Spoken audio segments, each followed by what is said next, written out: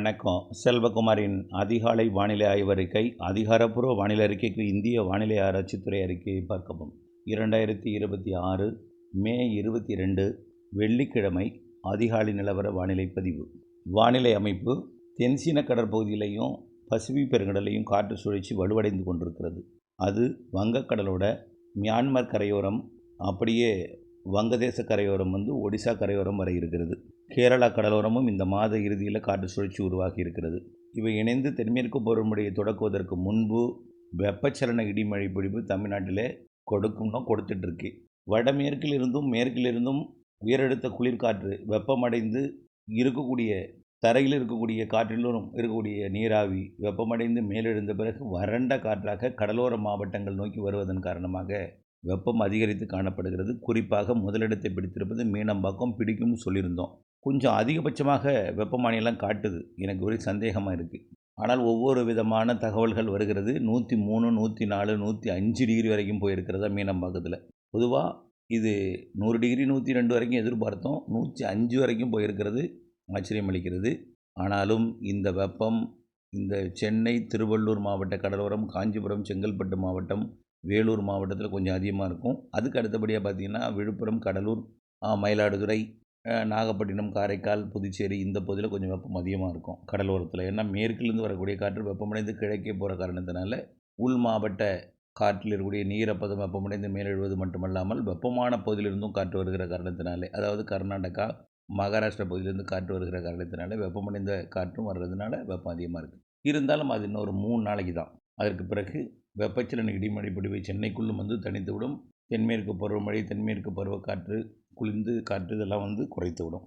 Right. அடுத்தபடியாக பார்த்தீங்கன்னா நேற்றைக்கு கனமழை பொழிவு பொழிந்திருக்கு. ராணிப்பேட்டை மாவட்டம் மற்றும் திருவள்ளூர் மாவட்டம் திருத்தணி பகுதியில் தொடங்கிய மழை வேலூர் மற்றும் திருப்பத்தூர் மாவட்டத்தில் பொழிந்து, திருவண்ணாமலை மாவட்டத்தோட வடக்கு மற்றும் வடமேற்கு மேற்கு புறம் பொழிந்து, கல்வராயன் மலை மற்றும் கிருஷ்ணகிரி மாவட்டம், அதாவது செங்கத்திலிருந்து ஊத்தங்கரை அப்படியே கிருஷ்ணகிரி மாவட்டத்தோட தெற்கு பகுதி, தருமபுரி மாவட்டத்தோட பகுதிகள் நுழைந்து இருகாற்று இணைவு ஏற்பட்டு, அதனைத் தொடர்ந்து பெண்ணாகரம், தென்கனிக்கோட்டை, இந்த ஒகேனக்கல் இந்த பகுதி எல்லாமே பொழிந்து, பிறகு சேலம் மாவட்டத்தோட இந்த மேட்டூர் அதனை ஒட்டி உள்ள பகுதிகளுக்கு பொழிந்து, ஆக சேலம் மாவட்டம், தருமபுரி மாவட்டம், கிருஷ்ணகிரி மாவட்டம் பொழிந்த பிறகு ஈரோடு மாவட்டத்தோட வடக்கு பகுதிக்கு நல்ல மழை பொழிவை கர்நாடக எல்லையோரம் தொடங்கி வடக்கு பகுதியில் பெரும்பாலான இடங்களுக்கு கொடுத்து, பிறகு சத்தியமங்கலம், பண்ணாரி, பவானி சாகருக்கெல்லாம் கொடுத்து, கோயம்புத்தூர் மாவட்டத்திற்கும் நீலகிரி மாவட்டம், அதாவது கோயம்புத்தூர் மாவட்டத்தோட வடக்கு ஓரம் நீலகிரி மாவட்ட எல்லைப்பகுதி, பவானி சாகர் பகுதி,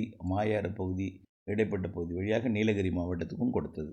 அதேபோல் திண்டுக்கல் மாவட்டத்திலையும் மதுரை மாவட்ட எல்லையோரம் மற்றும் திருச்சி மாவட்ட எல்லையோரத்திலையும் திண்டுக்கல் மாவட்டத்தில் நேற்று மழை. கன்னியாகுமரி மாவட்டத்திலையும் மழை.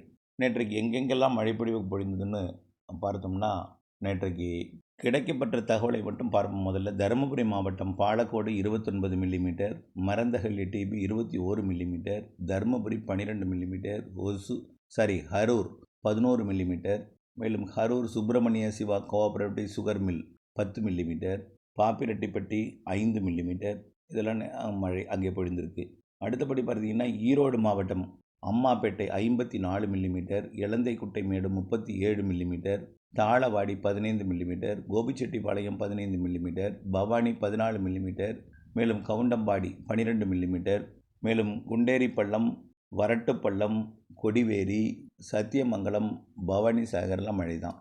அடுத்தபடியாக பார்த்தீங்கன்னா கன்னியாகுமரி மாவட்டம் Mullanginavilai 24 millimetre, Eraniel 10 millimetre, Kuzhithurai 10 millimetre, Colachel 10 millimetre, Pechiparai 8 millimetre, Perunchani 7 millimetre, Chittar 1 7 millimetre, Kuzhithurai 7 millimetre, இப்படி நிறைய இடங்களில் மழை பொழிந்திருக்கு கன்னியாகுமரி மாவட்டத்தில். அடுத்தபடியாக பார்த்தீங்கன்னா கிருஷ்ணகிரி மாவட்டம் ஒசூர் தாலுக்கா அலுவலகம் 33 மில்லிமீட்டர், கிருஷ்ணகிரி தாலுக்கா அலுவலகம் 20 மில்லிமீட்டர், பாம்பார் அணை 19 millimetre, Rayakottai 18 millimetre, Nedungal 17 millimetre, KRP அணை 16 மில்லிமீட்டர், தேன்கனிக்கோட்டை 11 மில்லிமீட்டர், மேலும் கிழவரப்பள்ளி அணை 11 மில்லிமீட்டர், மேலும் ஊத்தங்கரை, சூளகிரி, அஞ்சட்டி போலீஸ் ஸ்டேஷன், சின்னார் அணை இதெல்லாம் மழை தான். ஜம்புகொண்டப்பட்டியும் மழை தான். அடுத்தபடியாக பார்த்தீங்கன்னா மதுரை மாவட்டத்தில் மேட்டுப்பட்டிலையும் லேசான மழைப்பொழிவு. அடுத்தபடியாக திண்டுக்கல் மாவட்ட மழைப்பொழிவு கிடைக்கப்பெறவில்லை. பெரம்பலூர் மாவட்டத்தில் தழுதலையிலையும் ஒரு 10 மில்லிமீட்டர் மழை பொழிந்திருக்கிறது. கர்நாடக எல்லையோரம், ஆந்திர எல்லையோரம் நல்ல மழை. ராணிப்பேட்டை மாவட்டம் பார்த்திங்கன்னா, ராணிப்பேட்டையில் 42 மில்லிமீட்டர் பொழிந்திருக்கு. மின்னல் 22 மில்லிமீட்டர். ஆற்காடு 10 மில்லிமீட்டர் மழை பொழிந்திருக்கிறது. வாலாஜா மற்றும் அம்மூர், அதாவது வாலாஜா ரயில்வே ஸ்டேஷன், அரக்கோணம், இங்கேயும் மழை தான். அடுத்தபடியாக சேலம் மாவட்டம் எடப்பாடி 11 மில்லிமீட்டர். டேனிஷ்பேட்டை, மேட்டூர், ஓமலூர், ஏற்காடு, இதுவும் மழை தான். சேலத்தில் கிடையாது. அந்த வடக்கு ஓரம், வடமேற்கு ஓரம், அப்படியே ஈரோடு மாவட்ட மேட்டூரை ஒட்டிய பகுதி அப்படியே மழை பொழிந்து அப்படி விலகியது. தேனி மாவட்டத்தில் பெரியாறில் லேசான மழை பொழிவு பொழிந்திருக்கிறது. அடுத்தபடியாக பார்த்தீங்கன்னா, விருதுநகர் மாவட்டம், திருநெல்வேலி மாவட்டத்தில் ஊத்துலையும், நாலுமுக்கு, காக்காட்சி, மாஞ்சோலையிலையும் லேசான மழை பொழிவுகள் இருந்தது. திருப்பத்தூர் மாவட்டம் ஆலங்காயம், நாட்ராம்பள்ளியிலையும் லேசான மழை பொழிவு, இது நம்ம ஏற்கனவே சொல்லியிருந்தோம். இதே போல் வேறு எங்கேயும் பெருசாக மழை இல்லை. விழுப்புரம் மாவட்டம் மற்றும் விருதுநகர் மாவட்டம்லாம் மழை இல்லை. இன்றைக்கு எங்கேன்னு பார்த்தீங்கன்னா, இன்றைக்கும் கர்நாடக எல்லையோர, ஆந்திர எல்லையோர மாவட்டங்களில் இன்றைக்கும் நல்ல மழை இருக்குது. குறிப்பாக திருப்பத்தூர் மாவட்டம், வேலூர், ராணிப்பேட்டை, திருவள்ளூர் மாவட்டத்தோட திருத்தணி பகுதி, திருவண்ணாமலை மாவட்ட பகுதி, கிருஷ்ணகிரி, தருமபுரி மாவட்ட பகுதிக்கும் கண்டிப்பாக மழை இருக்குது. ஈரோடுக்கும் நீலகிரிக்கும் மழை இருக்குது. அதே போல் மதுரை, திண்டுக்கல் மாவட்ட எல்லை பகுதியிலையும், அப்படியே கொஞ்சம் சேலம் மாவட்டம், நாமக்கல் மாவட்டத்துலையும் நேற்றைக்கு பெய்த இடத்துல இன்றைக்கும் நல்ல மழை பொழிவு இருக்குது. ஆனால் வெயிலுக்கு பின் தான் மழை. இதில் கர்நாடக எல்லையோர மாவட்டங்களில் கனமழை காத்திருக்கு. ஓசூர், தேன்கனிக்கோட்டை, அஞ்சட்டி, அப்படியே இந்த பக்கம் பார்த்தீங்கன்னா பெண்ணாகரம், அப்படியே கர்நாடக எல்லையோரம் ஒகேனக்கல், எல்லாமே சேலம், மேட்டூர், அதாவது சேலம் மாவட்டம் மேட்டூர், கொளத்தூர், அப்படியே ஈரோடு மாவட்டம், இதுக்கு கனமழை காத்திருக்கு இன்றைக்கு இரவும். அதே போல் தென் மாவட்டங்களில் ஒரு சில இடங்களும், கன்னியாகுமரி மாவட்டத்துலேயும் மழை இருக்குது. நாளைக்கு கனமழை இருக்குங்க. வட உள் மாவட்ட பகுதிகளில் நாளைக்கு பெரும்பாலான மாவட்டங்கள் மழை இருக்குது. ஆனால் ஒதுக்கி தான். நாளை சனிக்கிழமை இன்றைய விட பரப்பில் கூடும். நம்ம ஏற்கனவே சொன்னது தான். 23ஆம் தேதி பரப்பில் கூடியிருக்கும் அப்படின்னு நம்ம சொன்னோம். 23க்கு மேலே 24, 25 கூடியிருக்குன்னு சொன்னோம். அதன் அடிப்படையில் சனிக்கிழமை வட உள் மாவட்ட பகுதிகளில் பெரும்பாலான இடங்களில் மழை இருக்கும். திருவண்ணாமலை, காஞ்சிபுரம், கள்ளக்குறிச்சி, விழுப்புரம் மாவட்டத்திலையும் கடலோரம் வரைக்கும் கூட மழை பொழிவை கொடுக்கும். செங்கல்பட்டு, சென்னை கூட கொடுக்கலாம். வெயிலுக்கு பின் தான். கிருஷ்ணகிரி, தருமபுரி, ஆந்திர எல்லையோரம், கர்நாடக எல்லையோரம், அப்புறம் தென் மாவட்டங்கள், மேற்கு தொடர்ச்சி மலை மாவட்டங்கள். அந்த பாலக்காட்டு கணவாய் மட்டும் கொஞ்சம் லேட் ஆகும். கணவாய்க்கு வரக்கூடிய ஞாயிற்றுக்கிழமை வாய்ப்பு இருக்குது. ஞாயிற்றுக்கிழமை சனிக்கிழமையோட பரப்பில் கூடும் மழை. சனிக்கிழமையோட பரப்பில் கூடும். அப்போ பாலக்காட்டு கணவாய்க்கு வாய்ப்பு இருக்குது. அப்போ பாலக்காட்டு கணவாய்க்கு 24ஆம் தேதி எதிர்பார்க்கலாம். நம்ம இன்றைக்கி சொல்லலை. இடையில் ஒரு 2 நாளுக்கு 3 நாளுக்கு வெயில் அதிகரிக்கும், மழை கொஞ்சம் கேப் இருக்கும், பரப்பில் குறைஞ்சிருக்கும். 24க்கு மேலே மழை பரப்பு அதிகரிக்கும்னு நம்ம சொன்னோம். அப்போ 23ஆம் தேதி சனிக்கிழமை கொஞ்சம் கூடி 24 மேலும் பரப்பில் கூடும். அப்போ பாலக்காட்டு கணவாய், கோயம்புத்தூர் மாவட்டம், நீலகிரி மாவட்டம், திண்டுக்கல், கரூர், ஈரோடு மாவட்டத்தின் தெற்கு பகுதிகள், மேலும் தேனி மாவட்டம், மதுரை மாவட்டம்லாம் வரக்கூடிய ஞாயிற்றுக்கிழமை இருக்கும். கனமழையே இருக்குது பல தென் மாவட்டங்களில் ஞாயிற்றுக்கிழமை டெல்டா மாவட்டங்கள் கூட வரும். இந்த கோடியக்கரை முனை மட்டும் கொஞ்சம் சந்தேகம்.